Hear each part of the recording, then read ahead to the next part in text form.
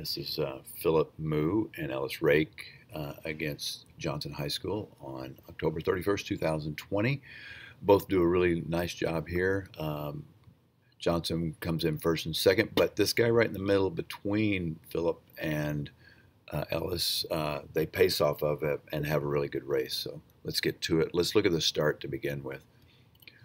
With the start, we'll notice that Ellis gets a little bit behind right off the bat, and that's why it's critical in every race. Okay, I want to make that a little bigger. We're going to go back a little bit and look at that just a tad. There we go.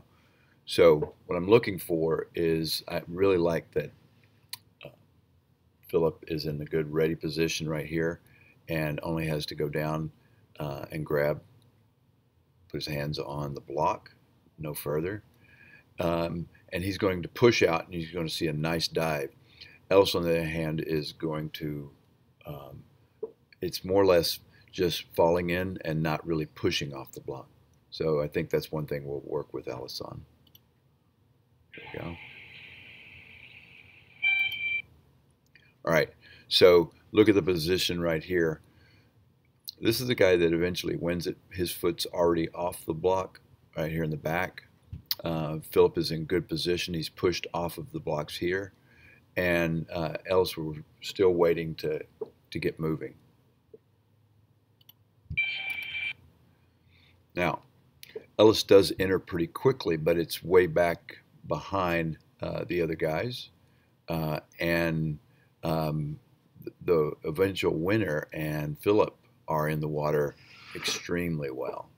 Okay, so as we play it out and we see who pops up, notice that Ellis is about half a body length, 3/4 of a body length already behind just on the start, and it stays that way and gets bigger. The lead gets bigger as the race goes on, but he already puts himself behind off the start. Notice that Philip has yet to come up, and there he comes up. Nice long streamline, and that is excellent job of start for Philip. Notice off of the streamline as well, stays underwater a long ways, and now because of that turn, Ellis is now a body length behind. All right, let's look at stroke. Both of their strokes look really good. They look like they're over the barrel. Notice how right now Philip's left arm is still way up over the barrel, as is Ellis as well.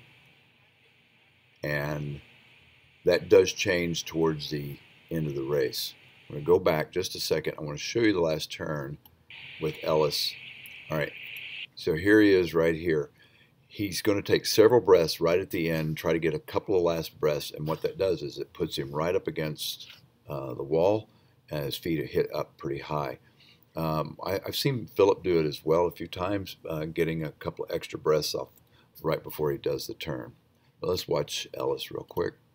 Right there, there's a breath, and then he's a little bit up high.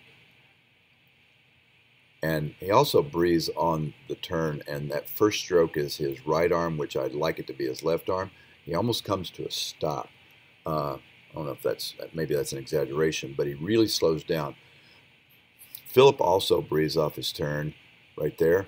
And if you'll notice, go back, that the guy they're pacing against, he doesn't breathe off the turn. He breathes after the next stroke. And what's nice about that is that it allows him to keep the momentum that he uses to push off the wall. As soon as you take a breath, I believe it really slows down that momentum. Watch, he doesn't take a breath until the first stroke. Let's fast forward until about 3:45. We'll just check out their stroke about this time.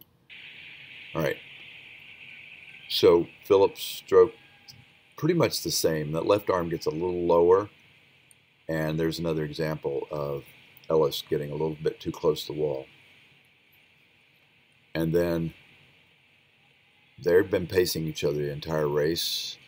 And a lot of times you'll see Philip just breathing to the one side, and and he every now and then he'll get a look at him. Now he's looking at him again. So he does breathe both sides, but he does he sees him and he takes off, which is kind of neat. I'm going to move over to the last 50, which is at 5:05-ish, and you're going to hear the bell. There it is. Leader is over here, but with that last bell, you will see the guy from Johnson become a sprinter. All three of these guys really engage their feet and really start getting into the kick. But the turnover rate for the guy from Johnson is quite high. Now, both Phillip and Ellis increased their turnover rate, but the guy right here that eventually just pulls away, he really looks like a sprinter at the very end. And that's kind of where we want to go. Nice job, gentlemen.